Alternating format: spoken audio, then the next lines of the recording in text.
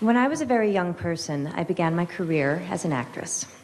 Whenever my mother wasn't free to drive me into Manhattan for auditions, I would take the train from suburban New Jersey and meet my father, who would have left his desk at the law office where he worked, and we would meet under the upper platform arrival and departure sign in Penn Station.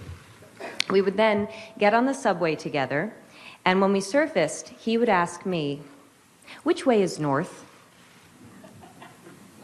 I wasn't very good at finding north in the beginning, but I auditioned a fair amount, and so my dad kept asking me, "Which way is north?"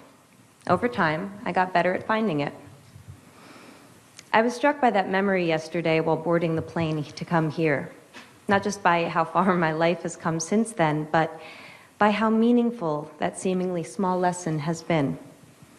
When I was still a child, my father developed my sense of direction, and now, as an adult, I trust my ability to navigate space. My father helped give me the confidence to guide myself through the world. In late March last year, 2016, I became a parent for the first time. I remember the indescribable and, as I understand it, pretty universal experience of holding my week-old son and feeling my priorities change on a cellular level. I remember I experienced a shift in consciousness that gave me the ability to maintain my love of career and also cherish something else, someone else, so much, much more. Like so many parents, I wondered how I was going to balance my work with my new role as parent. And in that moment, I remember that the statistic for the U.S.'s policy on maternity leave flashed in my mind. American women are currently entitled to 12 weeks unpaid leave. American men are entitled to nothing. That information landed differently for me when 1 week after my son's birth, I could barely walk. That information landed differently when I was getting to know a human who was completely dependent on my husband and I for everything, when I was dependent on my husband for most things, and when we were relearning everything we thought we knew about our family and our relationship. It landed differently. The truth is, for too many people, it doesn't. 1 in 4 American women go back to work 2 weeks after giving birth because they can't afford to take off any more time than that. That's 25% of American women.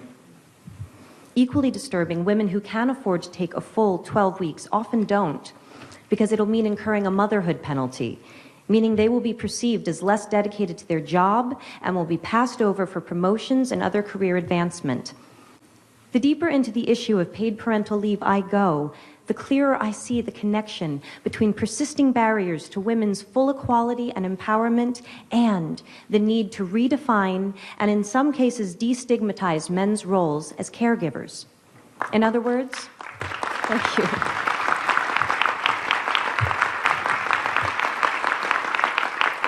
In other words, in order to liberate women, we need to liberate men.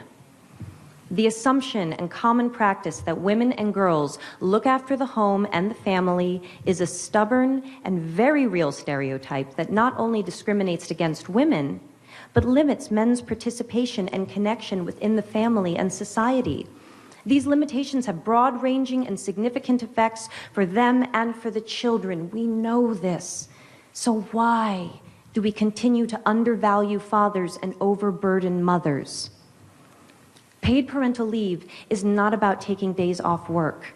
It's about creating the freedom to define roles, to choose how to invest time, and to establish new, positive cycles of behavior. Companies that have offered paid parental leave for employees have reported improved employee retention, reduced absenteeism and training costs, and boosted productivity and morale. Far from not being able to afford to have paid parental leave, it seems we can't afford not to. We need to help each other if we are going to grow. Today, on International Women's Day, I would like to thank all of those who went before in creating our current policies. Let us honor them and build upon what they started by shifting our language and therefore our consciousness away from gender and towards opportunity. Let us honor our own parents' sacrifice by creating a path for a more fair, farther-reaching truth to define all of our lives, especially the lives of our children. Because paid parental leave does more than give more time for parents to spend with their kids. It changes the story of what children observe and will from themselves imagine possible. Every generation must find their north. When women around the world demanded the right to vote, we took a fundamental step towards equality. North. When same-sex marriage was passed in the US, we put an end to a discriminatory law. North. When millions of men and boys answered Emma Watson's call to be he for she, the world grew. North. We must ask ourselves, how will we be more tomorrow than we are today? The whole world grows when people like you and me take a stand, because we know that beyond the idea of how men and women are different, there is a deeper truth, that love is love and parents are parents. Thank you.